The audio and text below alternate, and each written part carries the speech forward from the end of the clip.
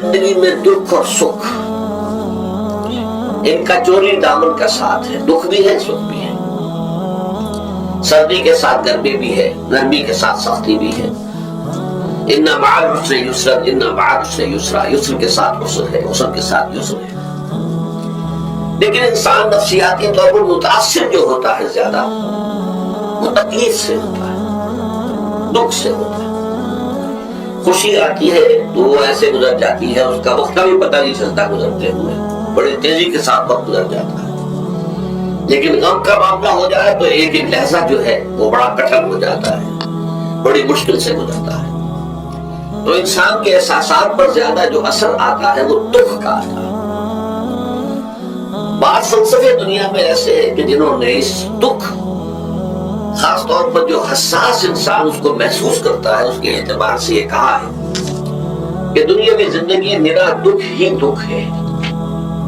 آپ کو معلوم ہے کہ تعداد انسانوں کی بہت بڑی تعداد ہے جو بدھ مت کی پیروکار ہے. اور بدھ مت کا کلمہ طیبہ یہ ہے، یعنی یہ ان کا اصل اصول ہے، جیسے ہمارے دین کا اصل اصول ہے لا الہ الا اللہ محمد رسول اللہ، کلمہ طیبہ. ان کا جو کلمہ طیبہ ہے یہ سروم دکھم، سب دکھ ہی دکھ ہے، سب مصیبت ہی مصیبت ہے. انسانی زندگی جو ہے وہ تو صرف دکھوں سے اور تکلیفوں سے عبارت ہے. اسی کو غالب نے بھی کہا ہے، آپ نے یہ شعر غالب کا میں نے بہت سے دروس میں سنا ہوگا کہ قید حیات و بند غم اصل میں دونوں ایک ہیں. یہ قید حیات ہے. ابھی آپ حدیث سن رہے تھے دنیا سے المومن، مومن کے لیے یہ دنیا کی زندگی جو ہے جیل خانہ ہے، یہ قید ہے، قید حیات. جیسے جیل میں آدمی اپنی مرضی سے نہیں جاتا، بھیجا جاتا ہے، اپنی مرضی سے نہیں نکلتا بلکہ نکالا جاتا ہے. اسی طرح لائی حیات آئے قضا لے چلی چلے، اپنی خوشی سے آئے نہ اپنی خوشی چلے. تو دنیا کی زندگی جو ہے وہ واقع جو ایک اعتبار سے قید خانہ ہے. قید حیات و بند غم اصل میں دونوں ایک ہیں. جب تک یہ زندگی رہے گی غم بھی لگا رہے گا، تکلیفیں لگی رہے گی، مسائل آتے رہیں گے، انسان کو دکھوں کا سامنا رہے گا، واسطہ رہے گا. موت سے پہلے آدمی غم سے نجات پائے گا. ظاہر بات ہے جب تک زندگی ہے تو غم ہے، تو موت سے پہلے نجات نہیں مل سکتی. اگرچہ اس کے بعد کا اگلا مرحلہ جو ہے، جو حقیقت کو جاننے والے ہیں وہ تو جانتے ہیں کہ اس کے بعد تو غم کا اور بڑا کڑا مرحلہ آنے والا ہے. اب تو گھبرا کے یہ کہتے ہیں کہ مر جائیں گے، مر کے بھی چین نہ پایا تو کدھر جائیں گے. اگر اللہ ہمیں معاف فرمائے، اپنی رحمت اور مغفرت سے ہمیں ڈھانپ لے، جیسے کہ حضور نے فرمایا الا یتغمدنی ربی برحمتہ. حضور نے فرمایا کہ کوئی انسان بھی محض اپنے اعمال کی بنیاد پر جنت میں نہیں داخل ہو سکے گا جب تک کہ رحمت خداوندی دستگیری نہ کرے. کسی صحابی نے بڑی ہمت کی، بڑے جرأت کا معاملہ کیا، پوچھ لیا کیا حضور آپ بھی؟ بات ہے آپ بھی انسان ہیں، آپ بھی بشر ہیں. قرآن مجید میں کیا لگایا گیا؟ انما انا بشر مثلکم. تو اگر آپ کہتے ہیں کوئی انسان جنت میں داخل نہیں ہو سکے گا محض اپنے اعمال کی بنیاد پر جب تک کہ رحمت خداوندی دستگیری نہ کرے، تو کیا آپ بھی اس قاعدہ کلیہ میں شامل ہیں؟ آپ نے فرمایا ہاں میں بھی. الا یتغمدنی ربی برحمتہ، جب تک کہ میرا رب مجھے اپنی رحمت سے ڈھانپ نہیں لے گا میں بھی جنت میں داخل نہیں ہو سکتا. تو اس اعتبار سے اللہ تعالیٰ وہاں ہمیں بچا لے. لیکن جو وہاں نہیں بچایا گیا، اب ظاہر بات ہے کہ اس کے لیے جو مصیبت ہے وہ تو پھر دائمی ہے، ابدی ہے، دکھ ہی دکھ ہے. میں اس کی طرف زیادہ جانا نہیں چاہتا. اس وقت اصل میں میرا موضوع جو ہے وہ اس دنیا میں دکھوں کا علاج. اب اس اعتبار سے غور کیجئے، دکھ دو قسم کے ہیں. قرآن مجید پر جتنا میں نے غور کیا، دکھ ایک تو وہ ہے کہ جو ناگہانی طور پر آ جاتے ہیں، اس میں ہماری کسی غلطی کو دخل نہیں ہوتا. کوئی آفت سماوی ہے، کوئی زلزلہ آ گیا ہے. ابھی آپ کو معلوم ہے فوج جو قصبہ تھا گجرات اسٹیٹ کا، انڈیا کا پورا ختم ہو گیا، اور تو بہت سے مسلمان بھی تھے. جب کوئی آفت سماوی آتی ہے تو وہ ظاہر بات ہے کہ پھر سب لوگ اس کی لپیٹ میں آ جاتے ہیں. زلزلہ آ گیا، کوئی اور طوفان آ جائے جیسا کہ کئی مرتبہ آپ نے اخبارات میں پڑھا ہوگا، اس سال امریکہ میں بہت طوفان آئے، مشرقی ساحل پر بار بار طوفان آئے، وہاں بھی لوگ مرتے ہیں، وہاں بھی چھتیں اڑ جاتی ہیں، وہاں بھی تباہی جو ہے آتی ہے۔ اس حوالے سے ایک تو ہے وہ ناگہانی آفات، آفت ارضی ہو یا آفت سماوی، زلزلہ ہے یا آفت ارضی ہے، طوفان آ گیا ہے، کوئی سائیکلون آ گیا یا آفت سماوی ہے، یا کوئی آسمان سے بڑا سا پتھر آتا ہے۔ آپ کبھی کبھی اخبارات پر پڑھتے ہوں گے کہ ایک بڑی چٹان پاس سے گزر گئی، بہت بڑی خلائی چٹان جو ہے زمین کے قریب سے ہو کر گزر گئی، زمین بچ گئی، ورنہ اگر وہ زمین سے ٹکرا جاتی تو نہ معلوم کتنا بڑا یہاں پر تباہی کا معاملہ ہوتا۔ بڑے بڑے جو ہے شہاب گرتے رہے زمین کے اوپر، بڑی بڑی تباہیاں آتی رہی ماضی میں۔ تو ایک تو یہ ہے، اور ان میں بھی تقسیم کی ہے، یہ ناگہانی تکلیف، ناگہانی مصیبت، یا کوئی آفت سماوی یا آفت ارضی، اس کی بھی پھر دو قسمیں ہو گئی۔ ایک وہ کہ جو افراد کو متاثر کرتا ہے، انفرادی سطح، آدمی سڑک پر جا رہا تھا، پیچھے سے آگے کسی گاڑی نے ٹکر ماری، گر گیا، ٹانگ ٹوٹ گئی، اب ظاہر بات ہے کہ اس میں اس کا کوئی قصور نہیں، کہ اللہ تعالیٰ کی طرف سے بات آ گئی ہے، یا یہ کہ کوئی اگر اجتماعی سطح پر آیا، جیسا کہ زلزلہ ہے، یا جیسا کہ کوئی سائیکلون ہے، کوئی بڑا طوفان ہے، بہت بڑے فلڈز آ گئے ہیں۔ اس وقت بھی موزمبیق میں بہت بڑا فلڈ آیا ہوا ہے، ساؤتھ افریقہ میں، اور افریقہ میں اس پچھلے سال بھی بہت بڑا فلڈ آیا تھا، بڑی تباہی آ رہا۔ تو یہ آفت سماوی یہ ظاہر بات ہے کہ اجتماعی سطح پر آتی، بڑی بڑی مقدار میں، تعداد میں لوگ متاثر ہوتے ہیں، لاکھوں لوگ بے گھر ہو جاتے ہیں، ہزاروں آدمی مارے جاتے ہیں۔ پہلی شکل جو ہے دکھ کی، جیسا کہ میں نے عرض کیا، وہ ناگہانی دکھ، کوئی آفت ارضی، کوئی آفت سماوی، خواہ وہ انفرادی ہو خواہ اجتماعی۔ اس کے ضمن میں کیا علاج ہے؟ ظاہر بات ہے کہ اس کا علاج یہ تو نہیں ہو سکتا کہ آپ اس کو ختم کر سکیں۔ انگریزی کا ایک محاورہ ہے، What cannot be cured must be endured۔ جو چیز جو ہے جس کا علاج نہیں ہو سکتا وہ تو برداشت کرنی پڑے گی۔ بعض بیماریاں بھی ایسی ہیں، ڈائبٹیز ہو گئی ہے، شوگر کا مرض ہو گیا، ڈاکٹر آپ کو بتائے گا کہ بھائی اب یہ مرض جائے گا نہیں، اب آپ کو اس مرض کے ساتھ ہی اپنے آپ کو ایڈجسٹ کر کے اپنی غذا وغیرہ اس کے مطابق طے کر لیجیے، ورنہ یہ کہ یہ نہ سمجھیے کہ یہ مرض چلا جائے گا۔ تو what cannot be cured must be endured۔ لہذا ان آفت سماوی ورزی، چاہے وہ انفرادی سطح پر متاثر کرتی ہو انسانوں کو، چاہے اجتماعی سطح پر، اس کا تو علاج ایک ہی ہے۔ عربی میں بھی ایک محاورہ یہ ہے کہ کسی نے پوچھا تھا کہ بچھو کے کانٹے کا کیا علاج ہے؟ البکاء الی الصباح، رات کو اگر کاٹا ہے کسی بچھو نے تو روتے رہو صبح تک، یہ علاج ہے، اس کا اور کوئی علاج ہے ہی نہیں۔ تو جو چیز لا علاج ہے اسے برداشت کرنا، گویا کہ یہاں جو اصل شے ہوگی کہ دنیاوی آفات، ارضی و سماوی آفات، ناگہانی آفات، ناگہانی مصیبتیں، ان کے ضمن میں ہمیں ایسی شے کی ضرورت ہے جو ہمارے اندر برداشت پیدا کرے، اس کو جھیلنا آسان بنا دے، ہم اس کی وجہ سے بجھ کر نہ رہ جائیں، ہماری ہمتیں جواب نہ دے جائیں، ہمارا ارادہ ختم نہ ہو جائے، ہمارا حوصلہ پست نہ ہو جائے، بلکہ برداشت ہو، جھیلنا ہو، تحمل۔ ابھی بھٹر صاحب کہہ رہے تھے اللہ تعالیٰ ذرا سا متحمل ہے، میں نے کہا یہ بہت غلط بات کہنا، اللہ بہت متحمل ہے۔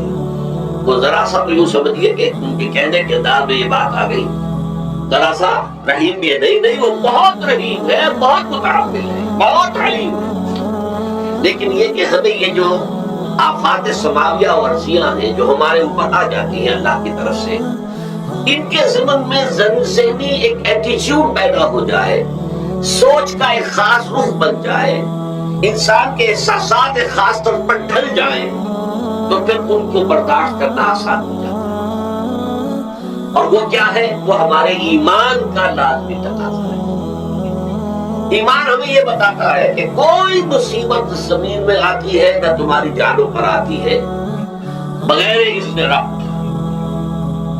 جو کچھ آ رہا ہے اللہ تعالیٰ کے فیصلے سے آیا ہے، یہ کوئی اندھا بہرا ماننا نہیں ہے، یہ کوئی اندھا بھینسا نہیں ہے کہ اس نے آ کے آپ کو ٹکر مار دی ہے، نہیں، یہ تو سمیع و بصیر، علیم و خبیر اللہ، اور حکیم اور قدیر اللہ کا فیصلہ ہے، لہذا یہ من جانب اللہ ہے، اس کو تم سمجھو یہ اللہ تعالیٰ کی طرف سے ہے۔ اور جب اللہ کی طرف سے ہے تو سورہ آل عمران میں فرمایا بیدہ الخیر، اس کے ہاتھ میں تو خیر ہی خیر ہے۔ یعنی بظاہر تمہیں محسوس ہوتا بھی ہو کہ یہ میرے لیے تکلیف دہ بات آ گئی ہے، تو اس کو یوں سمجھو کہ اس کا نتیجہ جو میرے حق میں نکلے گا وہ خیر ہوگا۔ فوری طور پر تو تکلیف ہے، مجھے اچھی نہیں لگ رہی، ناگوار ہے، لیکن نتیجہ اس کا خیر نکلے گا۔ جیسے بچہ بیمار ہے، ماں اسے دوا پینے پر مجبور کر رہی ہے دوا ہے، وہ تو سمجھتا ہے اس پر بڑا سوچ ہو رہا ہے، یا آپ لے گئے اسے ڈاکٹر کی ٹیکا لگوایا ہے، وہ تو چیخ رہا ہے، رو رہا ہے، لیکن آپ کو معلوم ہے، کاش اسے بھی معلوم ہو جائے یہ میرے خیر کے لیے، میرے بھلے کے لیے۔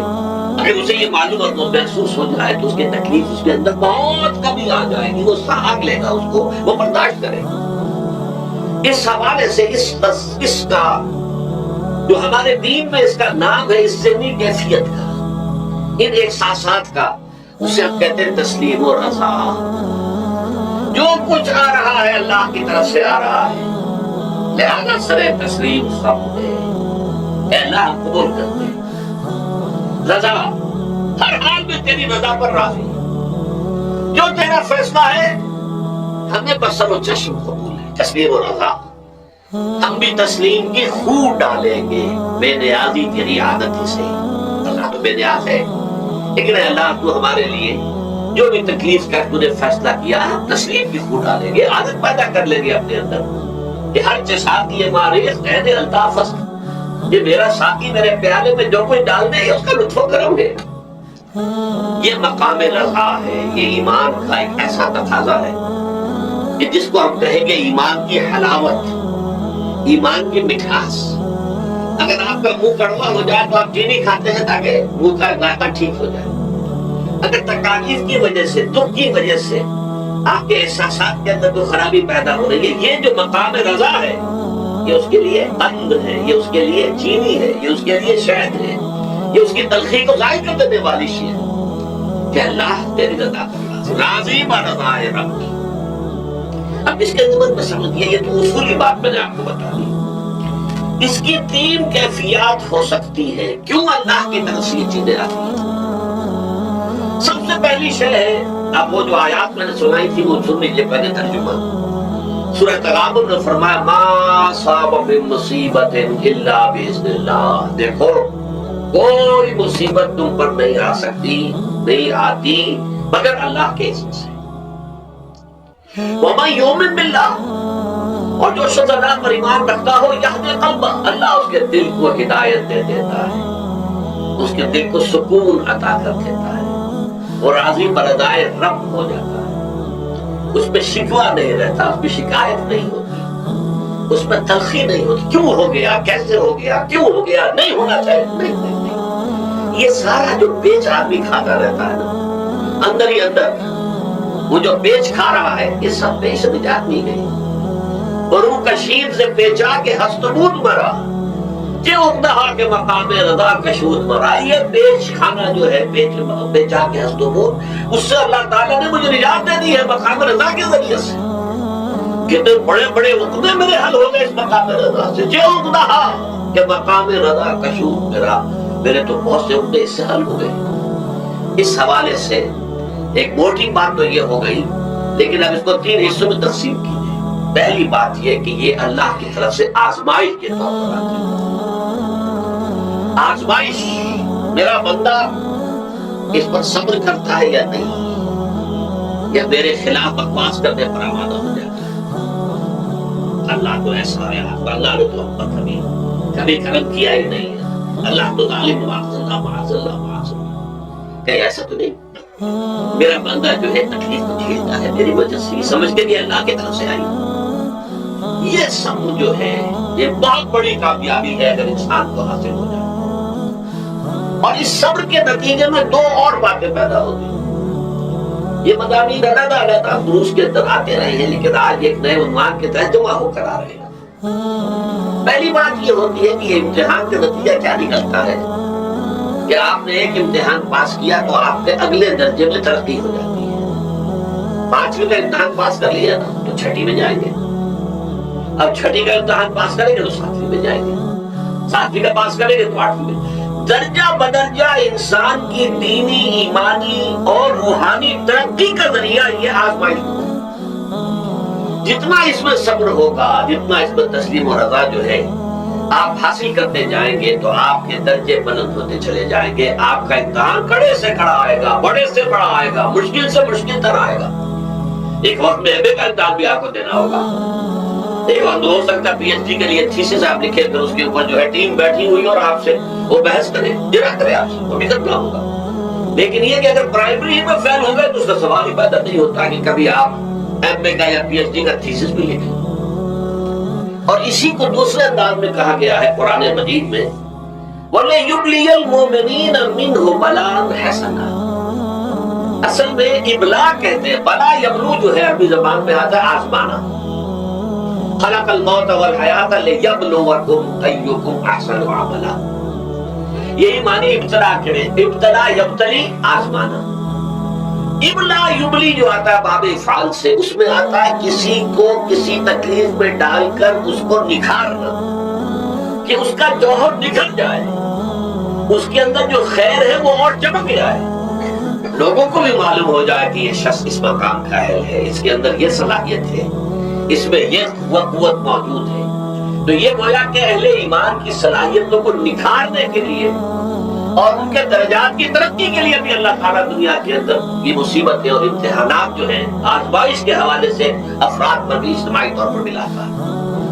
اور ایک اس کا اور بھی ہے، اہل ایمان پر اس طرح کی ابتلا و آزمائش کی ایک نوعیت اور بھی ہے، اور وہ یہ ہے کہ جو بھی آپ سے غیر ارادی طور پر یا یہ کہ آپ نے گناہ ارادی طور پر بھی کر لیا، اللہ تعالیٰ اس کی سزا اسی دنیا میں دے کر آخرت کی سزا سے محفوظ کر دیتا.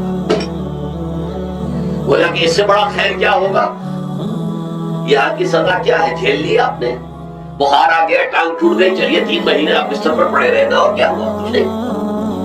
لیکن یہ کہ آخرت کی سزا ملتی ہے بہت حسین ہوتی. لہذا کفارہ بناتا ہے اللہ تعالیٰ گناہ، جو بھی گناہ ہو گئے، غلطیاں ہو گئی ہیں، ان کا کفارہ اللہ تعالیٰ بندہ مومن کے لیے. حضور کی ایک حدیث ہے، اس کا مطلب مجھے اس وقت یاد نہیں ہے، کہ مومن کا معاملہ عجیب ہے. اسے کوئی تکلیف پہنچتی ہے، صبر کرتا ہے، اس کے گناہوں کا کفارہ بن جاتا ہے.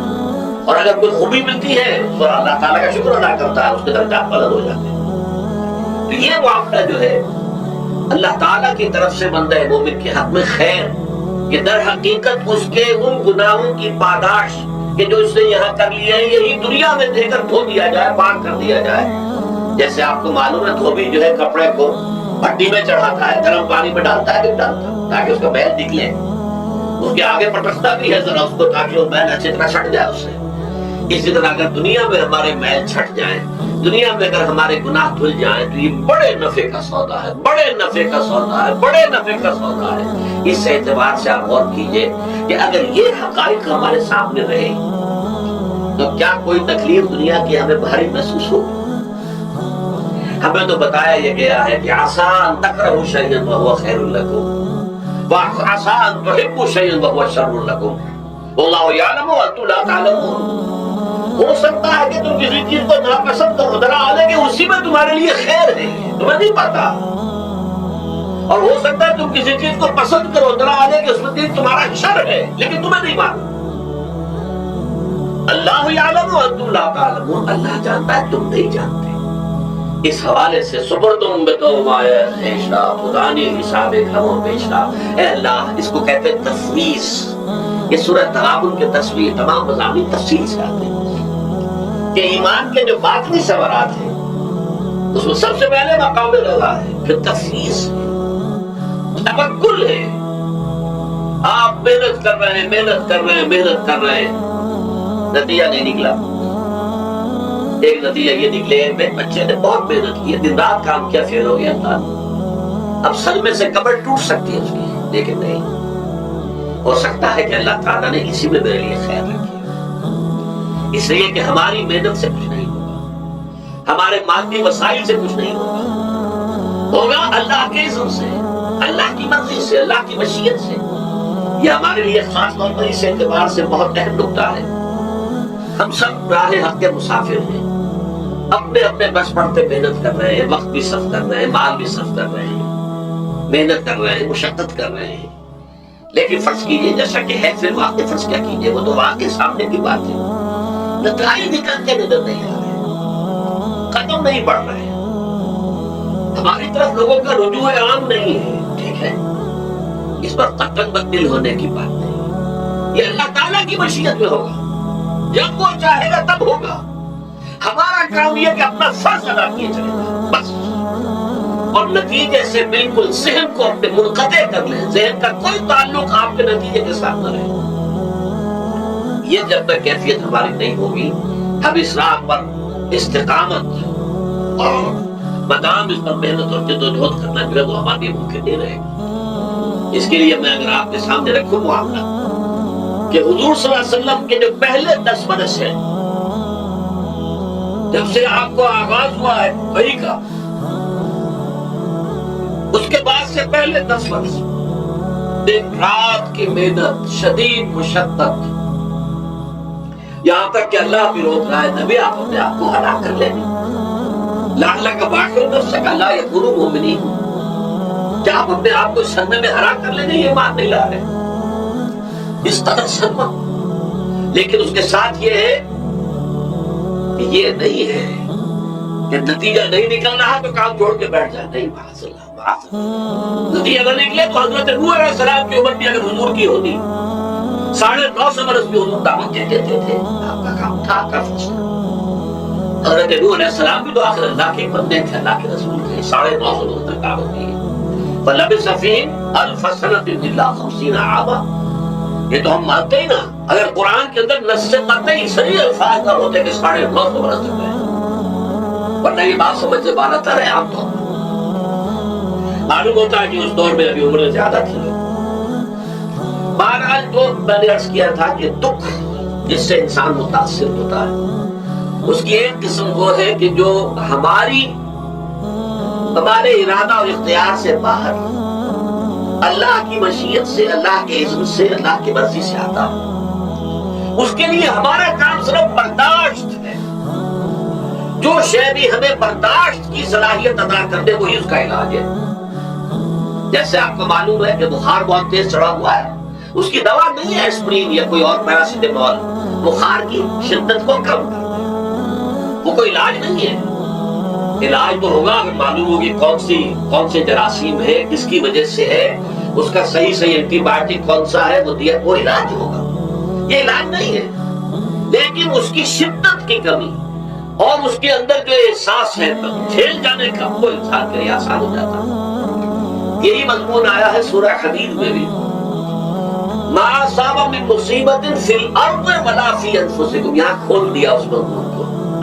میں نے عرض کیا تھا نا کہ یہ آفت سماوی بڑے پیمانے پر بھی ہو سکتی ہے، زمین میں یعنی زلزلہ آ گیا، فلڈ آ گیا، طوفان آ گیا، ولا فی انفسکم، خاص تمہاری جان میں، تمہیں بخار ہو گیا، تمہیں ٹی بی لگ گئی، تمہیں کوئی اور بیماری آ گئی، تمہیں کینسر ہو گیا، معاذ اللہ ہوتا ہے، آخر ہوتا ہے، دنیا میں انسانی زندگی کے ساتھ یہ ساری چیزیں لگی ہوئی ہیں، لیکن یہ چیزیں ما اصاب من مصیبت فی الارض ولا فی انفسکم، نہیں پڑتی تم پر کوئی پڑنے والی کوئی مصیبت، کوئی تکلیف، نہ پوری زمین میں بڑے پیمانے پر، نہ تمہاری جانوں میں انفرادی سطح پر، الا فی کتاب من قبل ان نبرأھا، مگر یہ کہ وہ تو ایک کتاب میں، کتاب اللہ کے علم کی کتاب، ام الکتاب، اس میں پہلے سے درج موجود ہے، یہ الٹ اپ نہیں ہو گیا، یہ اچانک نہیں ہو گیا۔ آپ اچانک سمجھتے ہیں کہ تھا میں تو جا رہا تھا، اچانک ٹرک نے آ کے مجھے دھکا مار دیا، اچانک کوئی شے یہاں نہیں ہوتی، اس کائنات میں پتہ تک نہیں ہلتا جب تک کہ اس نے رب نہ ہو، اچانک کا کیا سوال؟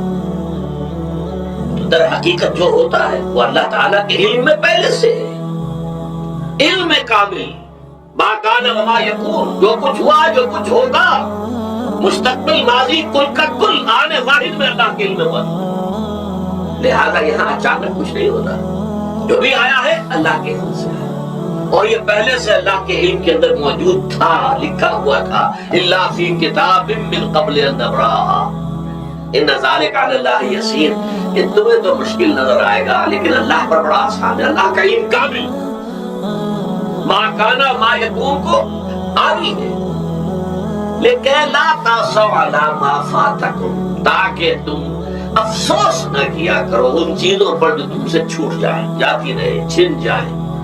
کوئی موقع تھا ہاتھ سے نکل گیا، کوئی دولت تھی اس پر ڈاکہ پڑ گیا، کوئی اور مصیبت ہے وہ آ گئی، کوئی عزیز فوت ہو گیا، اکلوتا بیٹا تھا فوت ہو گیا، وغیرہ وغیرہ۔ ما فاتکم، فات سے ہی فوتیدگی ہے نا، جو شے بھی نکل جائے، چلی جائے، ہاتھ سے جاتی رہے، چاہے وہ کوئی آپ کا عزیز تھا جو فوت ہو گیا تو آپ کے ہاتھ سے نکل گیا، یا کوئی مال تھا جو آپ کے قبضے سے نکل گیا، ڈاکہ پڑ گیا، چوری ہو گئی، نقصان ہو گیا کاروبار میں بہت بڑا، اس پر افسوس نہ کیا۔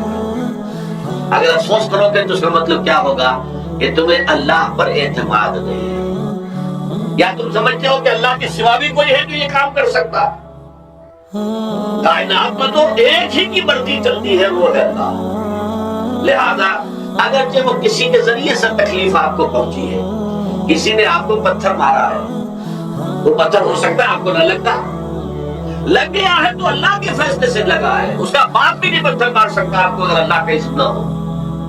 لہذا آپ پتھر مارنے والے کو بھی مجید سمجھیے، ٹھیک ہے، اس سے بھی قصاص لینے کا آپ کو حق ہے، لیکن یہ جان لیجئے کہ جو آیا ہے پتھر وہ اس رب سے آیا۔ اب ظاہر بات ہے کہ اگر یہ کیفیت ہوگی تو غصہ اتنا نہیں ہوگا اس شخص پر کہ جس نے یہ کام کیا ہے، بلکہ ہو سکتا ہے پھر مسکرا کے رہ جائے، جیسے کہ وہ میں واقعہ سناتا رہا ہوں اپنے دروس میں کہ ایک درویش پر صاحب بھی جا رہا تھا، جو رب کرے سو ہو، جو رب کرے سو ہو، جو رب کرے سو ہو۔ کسی شخص نے پتھر اٹھا کر کے مارا، اس کے سر پہ لگ گیا کہ اس نے پیچھے پلٹ کر دیکھا کس نے مارا، مجھے کیا دیکھتے ہو، جو رب کرے سو ہو، یہ تو رب کے عبادت ہے۔ اس نے کہا مجھے تو یہ پتھر رب کے مارے ہی لگا ہے، لیکن میں دیکھ یہ رہا تھا بیچ میں کس کا منہ کالا ہو گیا، اپنے لیے کس نے ایک گناہ کما لیا، اپنے لیے کس نے ایک مصیبت جو ہے وہ مول لے لی، وہ بیچ میں تم آ گئے ہو۔ پتھر اللہ کی طرف سے آیا ہے، لیکن اس کا عذاب، اس کا وبال تم پر آتا ہے۔ بہرحال یہ تو میں نے عرض کیا آپ کے سامنے، وہ چیزیں کہ جو آ جاتی ہے، وہ تکالیف و مسائل جو اللہ کی طرف سے من جانب اللہ ہے، اس میں آپ کسی کو مورد الزام نہیں ٹھہرا سکتے، وہ آپ پر آ گیا۔ دوسری تکلیف وہ ہے جن کے لیے فارسی میں کہتے ہیں خود کردہ، اپنے ہاتھوں جو مصیبتیں آتی ہیں۔ اس کے لیے میں نے آپ کو سورہ شورى کی آیت سنائی، ما اصابکم من مصیبت فبما کسبت ایدیکم ویعفو عن کثیر۔ جو مصیبت بھی تم پر آتی ہے انسانوں، وہ تمہارے اپنے ہاتھوں کے کرتوتوں کی وجہ سے آتی ہے، اور ابھی تو اللہ بہت سی چیزوں کو تو معاف بھی کرتا رہتا ہے، ہر تمہاری غلطی پر پکڑتا نہیں ہے، ہر خطا کے اوپر تمہیں سزا نہیں دیتا ہے، کوئی سزائے معاف بھی کرتا رہتا ہے، عفو و درگزر سے بھی کام لیتا ہے، بہت متحمل اور حلیم بھی ہے، بہت رحیم اور غفور بھی ہے اور کریم بھی ہے۔ لیکن یہ کہ یہ جان لو کہ ایک مصیبت وہ ہے جو تمہاری اپنی پیدا کرتے ہیں، بما کسبت ایدیکم، تمہارے اپنے ہاتھوں کی کمائی۔ یہ کون سی خود کردہ؟ یہ در حقیقت ہے اجتماعی نظام جو انسان بناتا ہے۔ اس اجتماعی نظام کو غلط کر کے اگر اس نے اپنے لیے مصیبتیں کھڑی کر لی، مصیبت ہے لیکن یہ مصیبت تمہارے اپنے ہاتھوں کی لائی ہوئی ہے، تم نے نظام غلط بنایا ہوا ہے، تم نے دولت کی تقسیم غلط کی ہوئی ہے، اللہ نے تو رزق پیدا کر دیا اور سب کے لیے کافی ہے، یہ تم نے کیا ہے کہ ایک طرف کچھ لوگوں کے کھدے بھرے ہوئے ہیں اور ایک طرف کوئی فاقے سے بھر رہا ہے۔ یہ خود کردہ ہے، یہ ہمارا کبھی ہے، یہ تم نے نظام غلط بنایا ہے۔ یہ جو نظام کے اندر خرابی ہے یہ تمہاری اپنے کرتوت ہے، تم نے خود نظام کے اندر غلطی رکھی ہوئی ہے، ناانصافی کھولی ہوئی ہے، اس کا زہر گھولا ہوا ہے، یہ تمہارے اپنے کرتوتوں کی وجہ سے ہے، اور اس کا علاج تمہیں کرنا پڑے گا خود۔ اور وہ علاج کیا ہوگا؟ اس نظام کو صحیح قائم کرو، اللہ کا دیا ہوا نظام، نظام عدل و قسط۔ یہی وجہ ہے کہ سورہ حدید کی جو آخری آیت میں نے پڑھی تھی وہ کیا تھی؟ اللہ تعالیٰ فرماتا کہ ہم نے تو اپنے رسولوں کو بھیجا اس لیے، کتابیں نازل اس لیے کی، لقد ارسلنا رسلنا بالبینات، ہم اپنے رسولوں کو بھیج رہے معجزوں کے ساتھ، واضح نشانیوں کے ساتھ. وَأَنزَلْنَا مَعَهُمُ الْكِتَابَ وَالْمِيزَانَ، ان کے ساتھ ہم نے کتاب اتاری، میزان اتاری.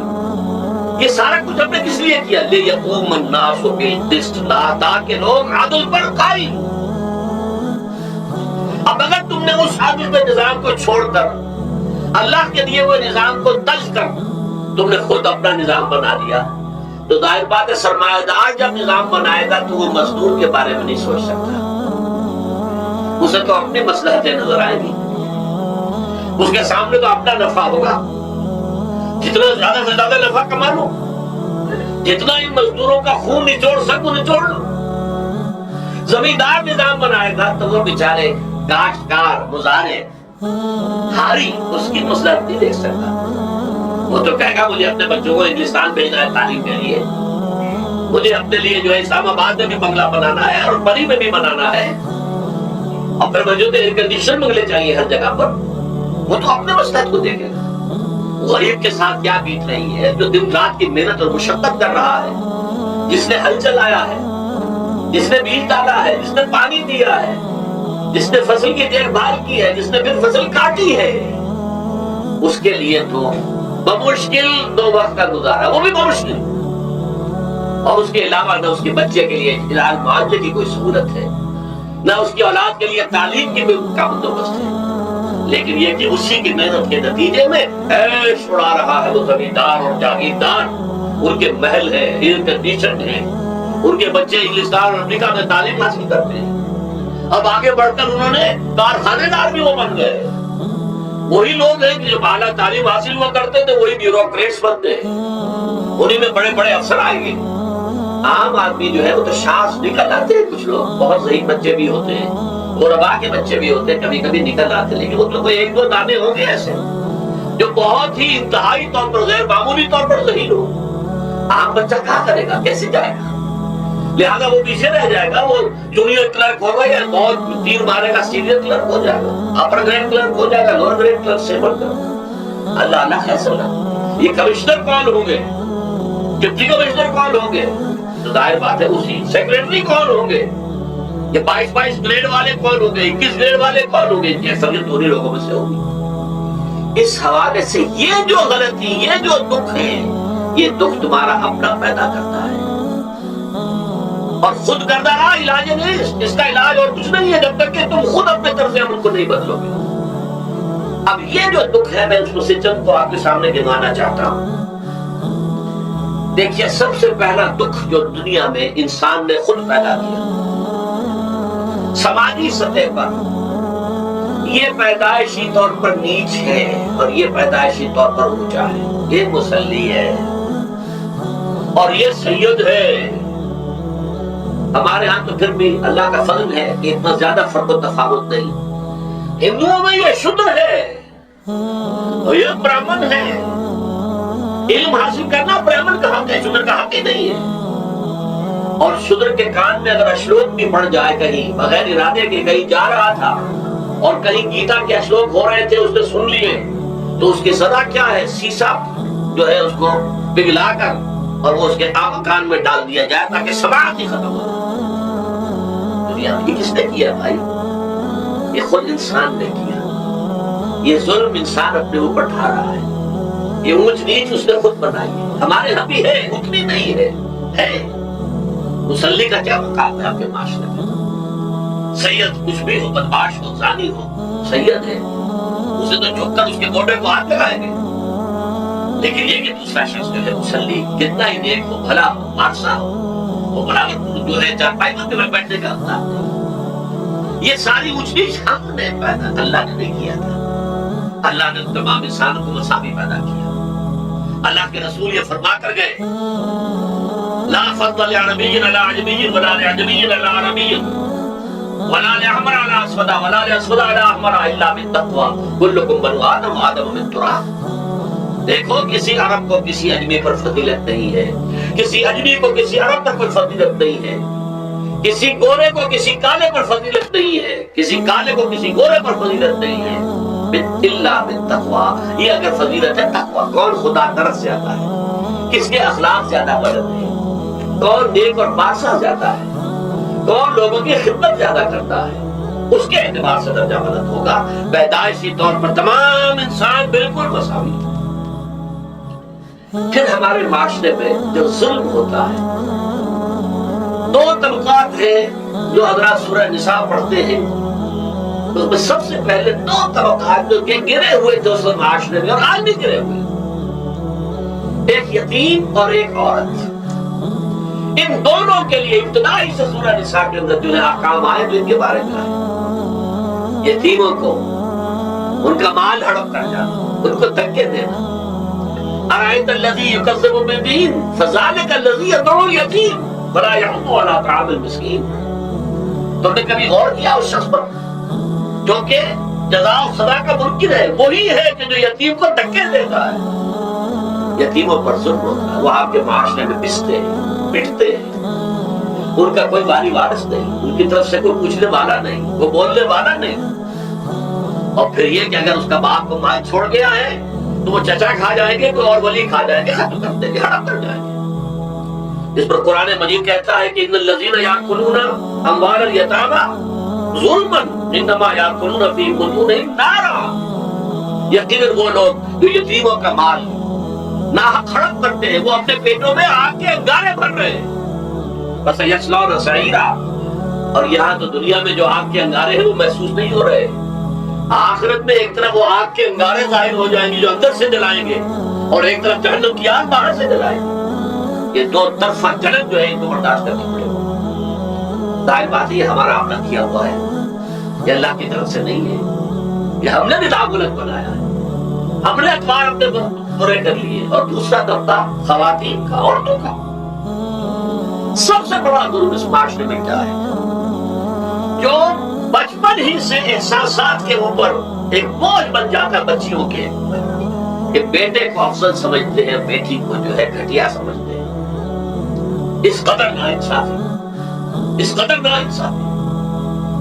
اسی باپ کے نطفے سے بیٹا بھی ہے اور بیٹی بھی ہے. اسی ماں کے رحم میں بیٹے نے بھی پرورش پائی ہے، بیٹی نے بھی پرورش. بعضکم من بعض، قرآن کہتا ہے تم سب ایک دوسرے میں سے ہو. کوئی افضل نہیں، کوئی گھٹیا نہیں. اللہ تعالیٰ نے، اللہ کے نبی نے کسی بیٹے کی پرورش پر کوئی اجر و ثواب نہیں بتایا. ہاں، 2 یا 3 بیٹیوں کو بال پوس کر، تہذیب سکھا کر، پھر ان کی شادی کر کے ان کے گھروں میں پہنچا دیا. جنت کی ضمانت اللہ تعالیٰ دے رہا. اور سب سے بڑی بات یہ کہ سب سے زیادہ محبوب انسان حبیب اللہ محمد صلی اللہ علیہ وسلم، اور محمد کو اللہ نے بیٹے نہیں دیے، دیے بھی تو لے لیے. بیٹیاں تھی، 4 بیٹیاں تھی، اور کتنی محبت کرتے تھے محمد صلی اللہ علیہ وسلم کی بیٹیوں سے. خاص طور پر حضرت فاطمہ سے، وہ تو آپ سیرت میں پڑھیے کتنی محبت، کس قدر محبت. سب سے چھوٹی تھی شاید اس لیے. بہرحال پہلی بات تو یہ بچپن ہی سے وہ دعویٰ پڑھنا شروع ہو جاتا ہے بچیوں کے ذہنوں پر کہ ہم کو گھٹیا ہیں، ہمارے بھائی بڑھیا ہیں، ہمارے والدین جو ہے ان سے زیادہ محبت کرتے ہیں، ہم سے نہیں کرتے.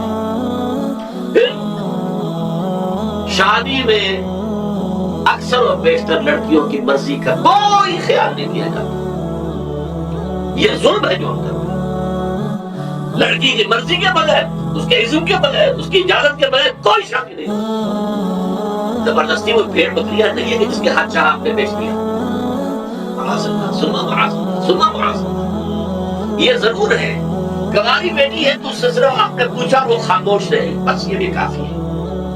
البتہ یہ کہ اگر کوئی سیدہ ہے جس سے پہلے نکاح ہو گیا تھا، بیوہ ہو گئی، یا پہلے شادی تھی، ایک خلا لے لی، طلاق لے لی، یا طلاق ہو گئی، اس کو تو کہنا پڑے گا کہ ہاں مجھے کوئی اعتراض نہیں ہے اگر میری فلاں شخص سے شادی کر دی جائے، اس کے بغیر نکاح ہو نہیں سکتا. پھر ان سب کے اوپر سب سے بڑا ظلم، یہ تو اللہ تعالیٰ آپ کو توفیق دے تو دوسرا رکوع سورہ نساء کا پڑھیں. کتنی تاکید کے ساتھ احکام آئے ہیں وراثت کے. وراثت مما قل منہ او کثر، چاہے زیادہ مال کسی نے چھوڑا ہو چاہے تھوڑا سا چھوڑا ہو، لیکن وراثت کے احکام جو ہے ان کو نافذ کرنا ہوگا. نصیبا مفروضا، یہ اللہ کی طرف سے حصے ہیں جو مقرر کر دیے گئے ہیں.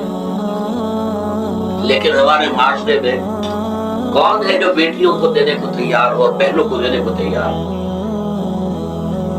مجھے تو حیرت ہوئی تھی، بالا کنڈ میں آپ کو معلوم ہوگا ایک دفعہ بڑی تحریک چلی تھی شریعت کے نفاذ کی. مولوی صوفی محمد صاحب بڑے نیک آدمی ہے بہت، اس میں کوئی شک نہیں. 80,000 کا مجمع لے کر جلوس لے کر وہ چل پڑے تھے اسلام آباد کی طرف. جیسے ابھی اکرم آوان صاحب نے دھمکی دی تھی کہ 3 لاکھ میرے پاس ہے، لیکن وہ 3 لاکھ میں سے وہ تو ان کے ہاں جمع جو ہوئے 5 سے 6,000 آدمی جمع ہوا تھا. لیکن یہ جو 80,000 کو مالا کر سے دے کر اور دریا ٹک ٹک کو پڑھ دیا، اللہ کا بندہ 80,000 کا تھا. لیکن ان سے بھی جب میں نے جا کر بات کی کہ مولانا شریعت آپ نافذ کروانا چاہتے ہیں، لیکن کیا آپ بچیوں کو بھی وراثت کا حق دینے کو تیار ہیں؟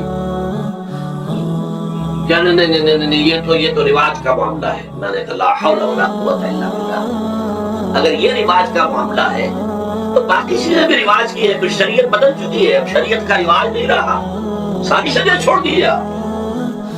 لیکن ان کی نیکی کی بات ہے یہ کہ پہلے توجہ کبھی ان کی ادب نہیں ہوئی، لیکن میری یہ بات جو ہے وہ لگ گئی ان کے دل کو. اگلی مرتبہ جب ان سے ملنے گیا تو انہوں نے کہا کہ اب میں نے بیعت لینی شروع کی ہے لوگوں سے کہ وہ اپنی بیٹیوں کو بھی حق دیں گے، وراثت میں انہیں تقسیم کر کے دیں گے حصہ. لیکن یہ کہ اس وقت تک انہوں نے کہا تھا ابھی کل 28 آدمیوں نے بیعت کی ہے. وہ 80,000 سے بیعت یہ لینی آسان کام نہیں ہے. 80,000 کو جوش دلا کر شریعت کے نام پر لا کر ٹکرا دینا یہ آسان کام ہے، لیکن 80,000 سے یہ بیعت لینا کہ پورے شریعت پر عمل کریں گے یہ بہت مشکل ہے. یہی تو وجہ ہے ہمارا قافلہ اگر سست گام ہے تو کیوں ہے؟ ہم یہ کہتے ہیں کہ پہلے میدان میں آنے سے پہلے اپنی ذات پر اپنے گھر میں دین نافذ کرو، پھر باہر نکلو. اپنی معاش اور اپنی معاشرت پر اسلامی شریعت نافذ کرو، پھر باہر آ کر اسلام کا نعرہ لگانے کا تمہیں حق پہنچتا ہے ورنہ نہیں. اگر تمہاری اپنی ذات پر دین نافذ نہیں، چہرے پر 12 بجے ہوئے ہو، اللہ تعالیٰ کی نبی کی سنت کا کئی آثار دور دور تک نظر آ رہے ہیں. روزانہ پھاوڑا چلا رہا ہوں آدمی نبی کی سنت کے اوپر شیئر کر رہا ہوں، اور پھر وہ کہے میں اسلام چاہتا ہوں. بھائی اللہ کے بندے پہلے ذرا یہ کبھی پوری کر لے. اور اگر تیرے کاروبار میں کوئی حرام شے ہے، تیری معاش میں کوئی حرام شے ہے، سودی معاملہ کیا ختم کر اس کو. اللہ کے بندے بینک کی سروس کر رہا ہے چھوڑ اس کو.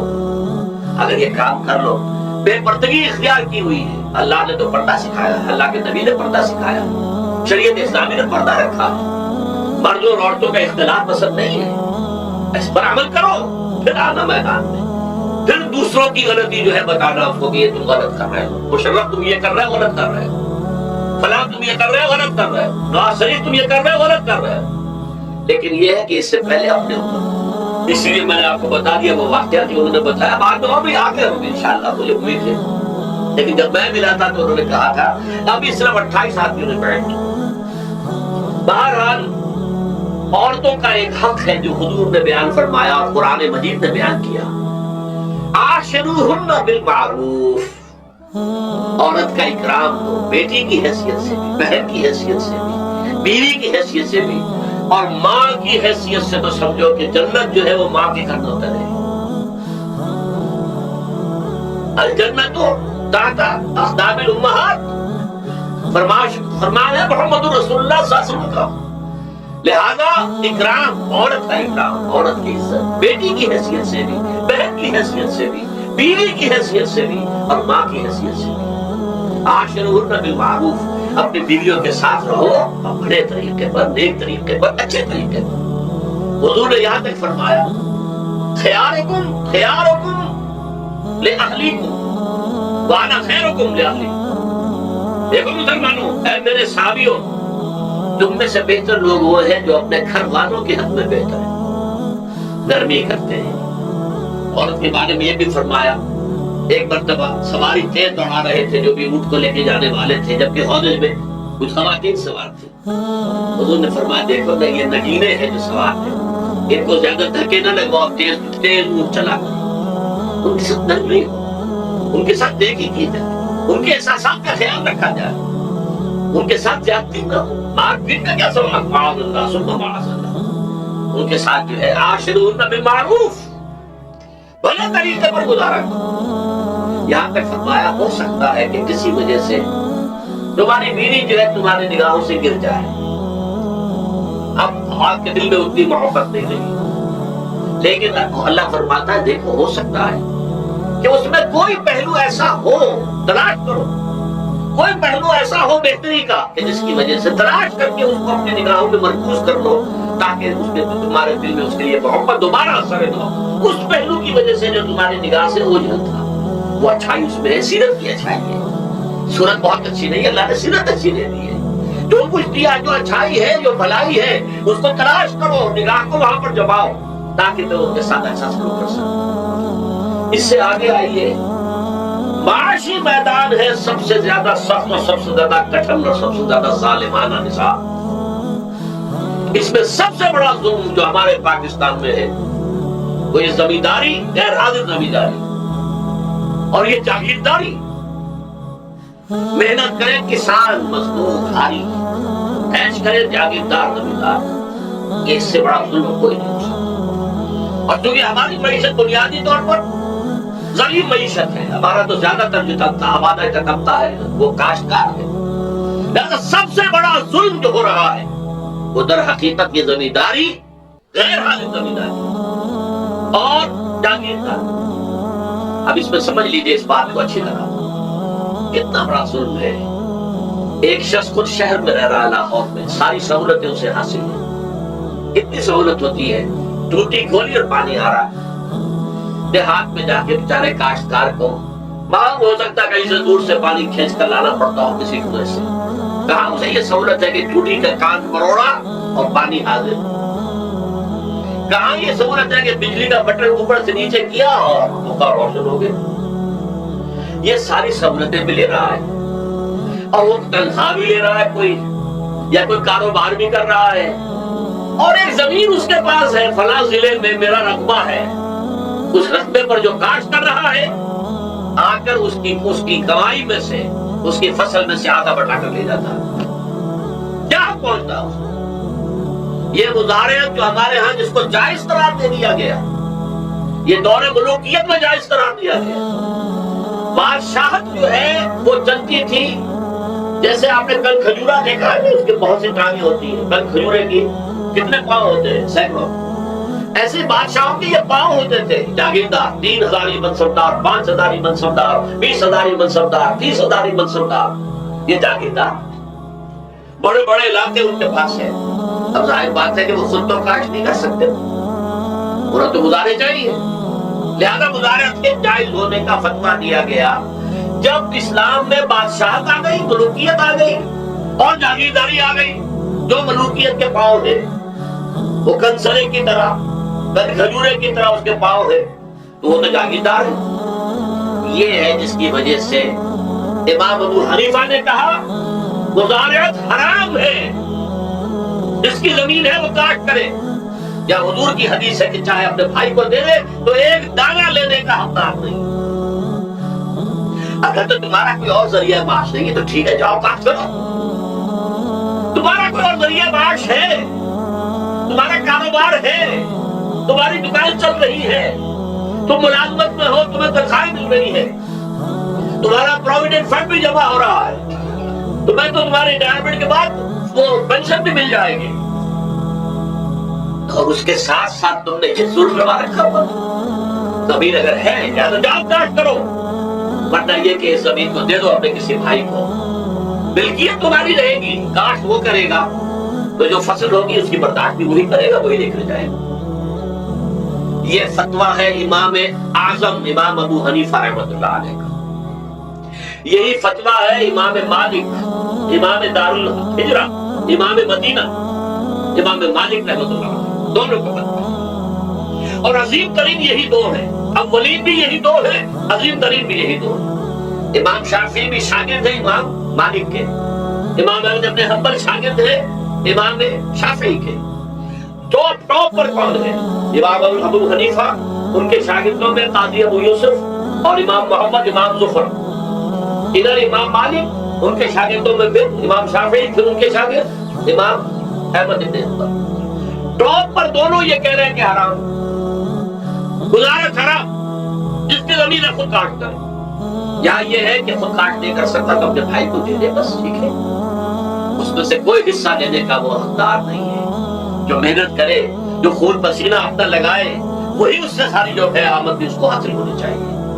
یہ مجھے حال ہی میں، یہ آپ کے علم میں ہونا چاہیے، یہ فتویٰ دیا ہے قاضی ابو یوسف اور امام محمد نے، وزارت حلال ہے، جائز ہے، شرطیں لگائی انہوں نے کہ بیج بھی زمیندار دے، کوئی جانور وغیرہ ہے تو وہ بھی زمیندار کا ہو، اگر کوئی ٹریکٹر ہے تو اس کی بھی پیمنٹ جو ہے زمیندار کرے، یہ ہے شرطیں۔ یعنی اس کا کوشش کی ہے کہ اس جاگیرداری کا ڈنک جو ہے کم ہو جائے، اس وزارت کے اندر جو مضرت ہے وہ کم ہو جائے، لیکن یہ کہ اصل اسے جائز قرار دے دیا۔ ہمارے یہاں کون قدر، شرطوں کو کون دیکھتا ہے، آداب کو کون دیکھتا ہے، قواعد و ضوابط کو کون، حریان مریا، جیسے کہ ماں کا دودھ پیتے ہیں ایسے ہی یہ وزارت کی جو آمد بھی ہے اس کو کھا رہے ہیں۔ حرام ہے، حرام ہے، حرام۔ حال ہی میں ابھی ملاقات ہوئی میری مولانا زاہد الراشدی صاحب، آپ کے بہت قریب جنابوالے میں، جو اس کی سب سے بڑی مسجد ہے، اس کے خطیب ہیں، انہوں نے بتایا ملا علی قاری نے بھی یہ لکھا، جو بہت بعد کے حنفی جو ہے وہ فقیہ ہے، کہ دلائل تو وہی ہے جو امام ابو حنیفہ نے دی ہیں، دلائل تو ان کے ساتھ ہے، لیکن مصلحت ہے جو جس کے تحت یہ فتویٰ دیا گیا۔ یہاں تک کہ مولانا شبیر احمد عثمانی کے ساتھ دستے راز سمجھ لیجئے، ظفر احمد عثمانی رحمۃ اللہ علیہما، انہوں نے بھی یہ لکھا ہے کہ دلائل تو امام صاحبی کی رائے کے حق میں جاتے ہیں، لیکن یہ کہ ہمارے ہاں تقلید کا ایسا ایک قلادہ گردنوں میں ڈال دیا گیا ہے، جو کہ ہمارے بزرگوں نے فتویٰ دے دیا، قاضی ابو یوسف نے، امام اور قاضی اور امام محمد نے، لہذا فتویٰ اسی پر چلے گا۔ میں نے ان سے بات کی، ان کا ڈٹ کر میں نے کہا میدان میں آئیے، کام کیجیے، جب تک یہ وزارت ختم نہیں ہوتی ہے، جب تک جاگیرداری اور زمینداری ختم نہیں ہوتی ہے، اس ملک میں کوئی سیاست صحیح آ ہی نہیں سکتی۔ یہ سیاست تو وڈیروں کا، جاگیرداروں کا، بڑے بڑے زمینداروں کا کھیل ہے۔ یہ آپ نے پتہ نہیں نام سنا ہے کہ نہیں، میوزیکل چیئرز گیم، یہ ہوتا ہے ان کا کھیلنے والوں کا، بہت زیادہ دولت والے جو ہے ان کا کھیل ہے، ان کو کام تو کوئی کرنا نہیں ہوتا، جاگیردار ہے، اسے کو کام کرنا ہے۔ وہ بیٹھ کر ایک کلب بنا رکھی ہے، یہ پارلیمنٹ کیا ہے، کلب ہے، وہاں بیٹھ کے وہ اپنا وقت گزاری کرتے ہیں۔ یہ پوائنٹ آف آرڈر آ گیا ہے، اور یہ جو ہے ہماری حقوق جو ہے، پریولیج موشن آ گئی ہے، کرتے نہیں گفتگو بیٹھ۔ تو یہ جان لیجئے کہ یہ ظلم کس نے کیا ہے، یہ خود کرتا ہے، یہ ہم نے اس نظام کو برداشت کیا ہوا ہے۔ جب تک ہم نہیں اٹھیں گے یہ نظام ختم نہیں ہوگا۔ خود کردہ کا علاج خود ہی کرنا ہوگا۔ یہ غلط نظام جو چلا آ رہا ہے، جب تک کہ اس کو ہم بدلیں گے، اس کو ختم نہیں کریں گے، اس وقت تک یہ ظلم کیسے ختم ہوگا۔ اس سے آگے آئیے، ایک ہے کارخانے دار۔ کارخانے دار کو اور مزدور کو آپ نے چھوڑ دیا کہ باہم طے کریں۔ کارخانے دار کہتا میں تو صاحب آپ کو 15 روپے دوں گا، کام کرنا ہے تو کرے، نہیں کرتے تو نہ کرے۔ آپ نے زیادہ سے زیادہ یہ کیا کہ نہیں، یہ ویج بہت کم ہے، آپ نے ایک یونین بنا لی، کچھ ہڑتال کر دی۔ اچھا ہڑتال کر دی، 10 دن کی ہڑتال کے بعد غریب مزدور کا تو بچہ ہو سکتا ہے بھوکا مرنے لگے، کارخانے دار کی صحت پہ کوئی اثر پڑے گا؟ اس میں لاکھوں ہیں، کروڑوں ہیں، اس کی صحت پر کوئی اثر نہیں پڑتا۔ لہذا یہ ظلم ہے۔ اس ظلم کا علاج کیا ہے؟ اگر یہ ضمانت ریاست کی طرف سے، حکومت کی طرف سے، کہ اگر تمہیں تمہاری مناسب مزدوری نہیں ملتی مت کرو کام، لیکن تمہارے بچے کو بھوکا ہم نہیں مرنے دیں گے، تمہیں سبسسٹنس الاؤنس دیں گے، ان امپلائمنٹ الاؤنس دیں گے، ہم زکات کا نظام قائم کریں گے، جس کے تحت کے اندر رائٹ کر دیں گے، طے کر دیں گے، لکھ دیں گے کہ ہر شہری کی بنیادی ضروریات کی کفالت ریاست کے ذمہ ہے۔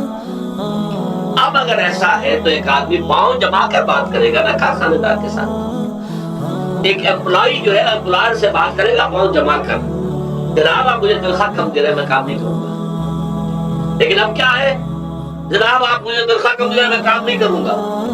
مالک کہتے ہیں جاؤ دفعہ ہو جاؤ، پھر وہ کیا کہتا ہے، میں اچھا جی میں اسی تنخواہ پہ کام کروں گا، اس کا تو کوئی فائدہ سیکھ جائے گا۔ وہ مارکیٹ میں تو سرمایہ داروں کا گٹھ جوڑ ہے، انہوں نے کارٹل بنا رکھے ہیں، وہ تو ظاہر بات ہے کہ وہ ویج نہیں بڑھائیں گے۔ اللہ یہ کہ مزدور کی پوزیشن ایسی ہو کہ وہ بھی ڈٹ کر کھڑا ہو جائے. اور وہ ڈٹ کر کھڑا کب ہوگا؟ جب اس کو ضمانت ملی ہوئی ہو ریاست کی طرف سے، حکومت کی طرف سے، کہ اگر تمہارے پاس جاب نہیں ہوگا، کام نہیں ہوگا، تمہارے پاس کوئی مزدوری نہیں ہوگی، تو تمہیں اتنا وظیفہ تو ہر مہینے ملتا رہے گا جس سے تم اور تمہارے اہل و عیال جو ہے وہ کم سے کم زندہ رہ سکتے. پھر کھڑے ہو کر بات کر سکتا ہے مزدور. پھر صحیح جو ہے ان کے درمیان معاہدہ ہوگا تو وہ ان سے فائدہ ہوگا، عادلانہ ہوگا. جب تک یہ نہیں ہے، اور یہ نظام کیسے ہوگا جب تک کہ زکوٰۃ کا نظام قائم نہ کیا جائے. اور زکوٰۃ کا بھی ایک نظام تو وہ تھا جو بدنام کرنے کے لیے زکوٰۃ کو ضیاء الحق صاحب نے نافذ کیا. وہ تو بدنامی ہے، وہ تو سود کا کمیشن ہے کہ سود میں آپ کو اگر 6% ملتا تھا تو 2.5% انہوں نے کاٹ لیا، 4.5 3.5% آپ کو دے دیا. تو سود میں سے حصہ لے لیا ہے. سود کو حرام کرے اور زکوٰۃ پورے مال پر، سارے تجارتی اموال پر زکوٰۃ لے. آپ کی دکان میں جناب 10 لاکھ کا مال پڑا ہوا ہے، 2.5% کے حساب سے دے دیجیے کتنا میں نے اکاؤنٹ آپ کر لیجیے گا. کوئی ایک ہے اسٹاکسٹ، آپ کے گودام میں اتنا اسٹاک پڑا ہوا ہے، اتنی مالیت کا 2.5% دیجیے. تمہاری اتنی بھیڑیں بکریاں ہیں، اتنی بھیڑیں اتنی بکریاں نکال دو. جب تک کہ تمام اموال میں سے زکوٰۃ نہ لیجیے. یہ کیا کہ بینک کے اندر جو جمع ہے اس پر سے زکوٰۃ کاٹ لی، انا للہ و انا الیہ راجعون، نام اس کا زکوٰۃ رکھا اور خیرات کا انتظام بنا دیا. کچھ خیرات اور کچھ سیاسی جو ہے اپنا ہاتھ کنڈا کہ وہ جو ناظمین زکوٰۃ جو بن رہے ہیں، زکوٰۃ کونسلیں بن رہی ہیں، وہ سب کون ہے؟ جو ہمارے سیاسی طور پر ہمارے ساتھی ہیں، ہمارے ورکرز ہیں. اور پھر جتنے غبن ہوئے ہیں اور جتنا اس طرح مس اپروپریشن سب کو معلوم ہے. ہمارے معاشرے میں آخر اگر حکومت کے جتنے محاصل ہیں وہ غبن ہوتے ہیں تو زکوٰۃ کا کیوں نہیں غبن ہوگا؟ زکوٰۃ تو آسمان سے اتری ہے. بلکہ زکوٰۃ میں سے غبن کرنا تو آسان ہے، اس لیے کہ سود میں سے کاٹا ہوا ہے. اس میں کوئی انسان جو ہے وہ برا بھی محسوس نہیں کرے گا. یہ تو سود ہے، لعنت ہے. اگر اس کو مالے کو ہضم کر لیا تو کیا ہو گیا؟ جب تک کہ یہ دو نظام نہیں آئیں گے. اور تیسرے یہ کہ سود کے ذریعے سے جب تک کہ یہ سود کا نتیجہ کیا نکلتا ہے؟ اصل میں ہمارے عام آدمی سمجھتے ہیں سود کہ اچھا ہے جی، کیا ہے، ایک آدمی نے پیسے جمع کرائے ہیں، اب اسے ہر مہینے اتنا پیسہ مل رہا ہے.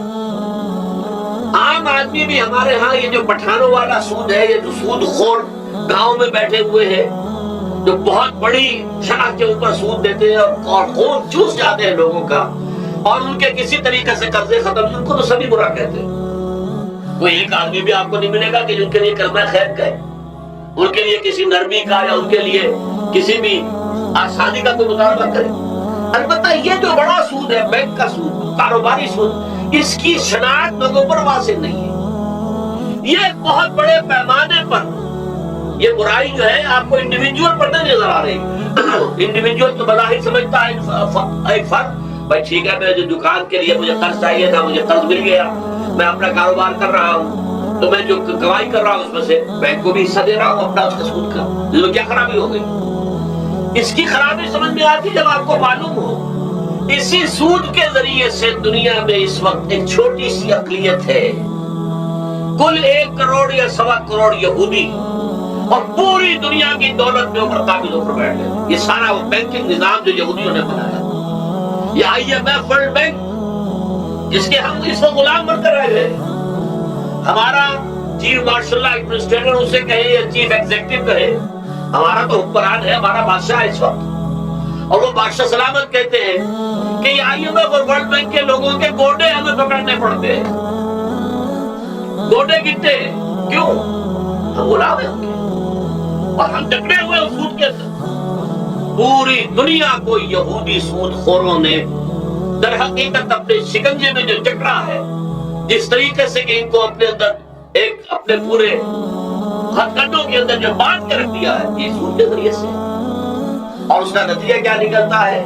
دیکھیے امریکہ میں کہتے ہیں بڑی جمہوریت ہے، لوگ ووٹ دیتے ہیں، لیکن حقیقت اگر لوگ جانتے ہوں کہ دیوے استبداد جمہوری قوام پائے کو تو سمجھتا ہے یہ آزادی کی ہے نیلم پری. ہم نے خود شاہی کو پہنایا ہے جمہوری لباس، جب ذرا آدم ہوا ہے خود شناس و خود نگر. اب امریکہ میں اصل میں کیا ہے؟ امریکہ میں کیپٹلسٹ کا نظام ہے. یہ حکومت کس کی ہے؟ سرمایہ داروں کی ہے. جو کروڑ پتی نہ ہو وہ الیکشن نہیں لڑ سکتا، اور کروڑ پتی جو ہے اپنے پیسے کی بدولت وہ صحافیوں کو خرید لے گا، ٹیلی ویژن چینل خرید لے گا، وہ لوگوں کے ذہنوں پر چھا جائے گا، آ جائے گا۔ یہ گورنمنٹ آف دی کیپیٹلسٹ ہے، ناٹ عوام۔ یہ دھوکہ ہے، فریب ہے سرمایہ داروں کا۔ وہاں وہ جاگیردار اس طرح کے نہیں، سرمایہ دار ہیں۔ وہاں جاگیرداری کی وہ حیثیت نہیں رہی، اس لیے کہ ان کے تحت آدمی نہیں ہوتے۔ وہ تو اگر بڑے بڑے لینڈ ہیں، بڑے بڑے اگر فارم ہیں، تو وہاں بھی آپ کو معلوم ہے کہ چونکہ مشینوں کے ذریعے سے بوائی بھی ہو رہی ہے اور ہل بھی چل رہا ہے مشینوں سے، بوائی بھی مشینوں سے، کٹائی بھی مشینوں سے، تو زیادہ انسان کی ضرورت ہی نہیں رہی۔ لہٰذا وہ سیاسی نظام وہ نہیں ہے جو یہاں کا ہے، لیکن وہ زمیندار بھی وہاں کا کیپیٹلسٹ ہے، نظام کیپیٹلسٹ کا ہے۔ تو در حقیقت یہ ڈیموکریسی جو ہے، اس سے جو کہتے ہیں government of the people by for the people, نہیں، گورنمنٹ آف دی کیپیٹلسٹ، سرمایہ دار کی حکومت ہے۔ اور سرمایہ دار جو ہے اس نے اپنی کلب بنائی ہوئی بیٹھا ہے، پارلیمنٹ ہے، یہ کانگریس ہے، یہ سینٹ ہے، یہ سرمایہ داروں کی کلب ہے۔ باقی عوام کے لیے وہاں کیا ہے؟ واقعہ یہ ہے کہ عام آدمی امریکہ کا بھی یہ ضرور ہے کہ بنیادی ضرورتیں محنت کر کے خون پسینہ ایک کر کے اپنی وہ حاصل کر لیتا ہے، لیکن بہت نچلی سطح پر ہے۔ عام آدمی وہاں بھی بہت نچلی سطح پر ہے، اور ایسے لوگ ہیں معدود گنتی والے جو 40 50 بلین کا ایک چیک لکھ سکتے ہیں، تو سب یہودی۔ ہاؤس آف روتھشائلڈز، ہاؤس آف گولڈسمتھس، یہ سٹی بینک جو یہاں بھی آ گیا ہے اپنی ساری گندگیاں پھیلانے کے لیے، سٹی ہاؤسز اور سٹی کار، یہ کیا ہے؟ یہ چکر لینا ہے آپ کو۔ آپ کو ذرا سا دھوکہ دیا، جاؤ جی لے لیجیے، کوٹھی لے لیجیے، اور آپ کو قرض دیتے ہیں۔ آپ بھول گئے اتنی بڑی کوٹھی کا میں مالک ہو گیا۔ اب جب اس کا قرض دینے کا چکانے کا معلوم ہوا کہ میں تو غلام ہو کر رہ گیا ہوں، جو کماؤں وہ سارا کا سارا ان کی قسط کے اندر چلا جائے گا۔ اور اگر خدا نہ خواستہ کہیں ڈیفالٹ کر گیا تو جتنا میں نے دیا تھا وہ بھی ہضم، اور مکان کو ضبط کر کے ہم نیلام کر دیں گے۔ اللہ اللہ ہے۔ لیکن وقتی طور پر ذرا سا دھوکہ جو ہو جاتا ہوں، دیکھو اتنی بڑی کوٹھی کا میں مالک ہو گیا، دیکھو اتنی لمبی کار میرے پاس آ گئی، دیکھو فلاں شے میں نے حاصل کر لی، لیکن اس کا نتیجہ جو نکلتا ہے تو وہاں والوں سے پوچھئے، جس طریقے سے کہ وہ غلام بن کر رہ جاتے، وہ مزدور بن کر رہ جاتے۔ جیسے بھٹوں میں آپ نے دیکھا ہے، بھٹوں میں جو مزدور ہوتے ہیں وہ بکے ہوئے ہوتے ہیں، وہ غلاموں کی طرح ہوتے ہیں، ان کو بلکہ لوگ ایک دوسرے سے خرید کر لے کر جاتے ہیں۔ ایک بھٹے والا آتا ہے اور دوسرے بھٹے کی مزدور جو غلام ہے ان کو وہ وہاں پیمنٹ کر کے اور لے جاتا ہے، وہ بالکل ان کے شخص کی طرح ہے، ان کے غلاموں کی طرح۔ یہ ساری جو میں نے آپ کے سامنے گنوائی ہے، یہ در حقیقت نوع انسانی کو جو تقسیم کیا گیا، انگریزی میں آپ کہتے ہیں ہیوز اور ہیو ناٹس، قرآن نے اس کے لیے کیا لفظ استعمال کیا؟ محرومین اور مترفین۔ اور ان مترفین کی وجہ سے اللہ کا عذاب آتا رہا دنیا میں۔ ان کے کچھ چھرے ابھی بسنت منائی، کس نے منائی؟ یہ لکھپتی کروڑ پتی ہیں، انہوں نے عیش کیے ہیں، راتوں کا نیند حرام کی ہے لوگوں کی، یہ بسنت منا رہے ہیں۔ کیا ہو رہا ہے؟ در حقیقت یہ وہی ہے مترفین۔ سورہ بنی اسرائیل میں فرمایا جب ہم یہ فیصلہ کر لیتے وَإِذَا أَرَدْنَا أَن نُهْلِكَ قَرْيَةً أَمَرْنَا مُتْرَفِيهَا فَفَسَقُوا فِيهَا فَحَقَّ عَلَيْهَا الْقَوْلُ فَدَمَّرْنَاهَا تَدْمِيرًا۔ جب ہمارا فیصلہ ہوتا ہے کہ کسی بستی کو، کسی علاقے کے لوگوں کو ہلاک کر دیں، تو مترفین جو ہے دولت مند لوگوں کو ہم حکم دے دیتے ہیں، آزادی دے دیتے ہیں، ان کی لگام ڈھیلی کر دیتے ہیں، اس میں فسق و فجور کا بازار گرم کر دیتے ہیں۔ اور جب پورا فسق و فجور کا بازار گرم ہو جاتا ہے، اچانک ہماری پکڑ آتی ہے، دمرناہا تدمیرا، ہم اس کو پٹخ کر رکھ دیتے ہیں، ٹکڑے ٹکڑے کر دیتے ہیں۔ یہ مترفین، اور دوسری طرف محرومین، اسی طریقے سے مستضعفین اور مستکبرین۔ ایک طرف مستکبرین ہے، ہاٹی میں، جو کہ پارلیمنٹ میں بھی جاتے ہیں، جو جاتے ہیں سینٹ کے اندر بیٹھتے ہیں، جن کا ایک طبقہ ہے، وہ علیحدہ ہی ہے، ان کی سوسائٹی علیحدہ ہے، ان کے تہوار علیحدہ ہے۔ نیو ایئرس نائٹ پر جو کچھ یہ کرتے ہیں بدماشیاں، اس کا ذرا سا آپ کو اندازہ بہرحال دیہات کے رہنے والوں کو نہیں ہے۔ لاہور اور کراچی کے لوگوں سے پوچھئے کیا ہوتا ہے، اسلام آباد کے لوگوں سے پوچھئے، پشاور اور کوئٹہ کے لوگوں سے پوچھئے۔ یہ سب در حقیقت مستضعفین ایک طرف، مستکبرین دوسری طرف، محرومین ایک طرف، اور مترفین ایک طرف. یہ سوسائٹی کو تقسیم کر کے اور پھر تقسیم کرو اور راج کرو. Divide and rule. یہ آپس میں ٹکرائیں گے, آپس میں لڑیں گے, تم ان سب کے اوپر حکومت کرو. اب ظاہر بات ہے کہ اس کا علاج میں نے عرض کیا تھا نا, جو پہلے قسم کے دکھ جو ہو رہے جو من جانب اللہ آتے ہیں, اس کا تو سوائے برداشت کے کوئی مادہ نہیں, کوئی اس کا اور ہمارے پاس چارہ نہیں. لیکن برداشت کا حوصلہ بڑھانے کے لیے وہ ساری باتیں ایمان کے ذریعے سے ہمیں ملتی ہیں. لیکن یہ جو خود کرتا ہے, اپنے غلط نظام کی وجہ سے یہ دکھ ہم نے پھیلا رکھا ہے, جو محرومی پھیلا رکھی ہے, جو بھوک پھیلا رکھی ہے, جو لوگوں پر ظلم کے جو ہے بازار گرم ہو رہا ہے, چاہے وہ سماجی سطح پر ہے, گھروں میں ہے, چاہے بازاروں میں ہے, چاہے مارکیٹوں میں ہے, چاہے کھیتوں میں ہے, چاہے کارخانوں میں ہے, یہ سب ہمارے غلط نظام کا نتیجہ ہے, یہ اللہ کی طرف سے نہیں ہے. وما اصابکم من مصیبت فبما کسبت ایدیکم, یہ تمہارے اپنے ہاتھوں کی کمائی ہے, تمہارے اپنے ہاتھوں کے کرتوت ہے, تم نے غلط نظام کو قبول کیا ہوا ہے. اب اس کا علاج کیا ہوگا؟ اب علاج ایسے ہوگا جد و جہد کے ذریعے سے اس نظام کو ختم کیا جائے. اس لیے کہ یہ تو میں نے آپ کے سامنے بیماری کا بیان کر دیا ہے, علاج کیا ہے انشاءاللہ اس کے بارے میں گفتگو جو ہے وہ